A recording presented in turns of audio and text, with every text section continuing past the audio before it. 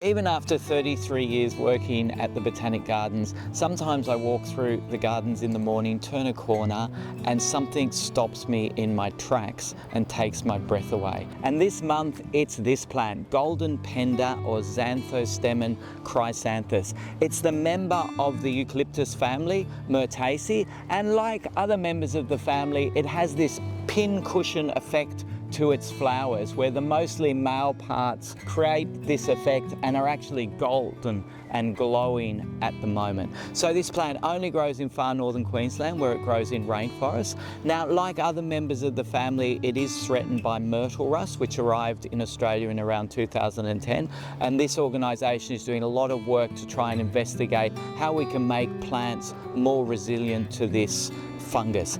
But it is a good plant for the home garden, especially in warm temperate climates.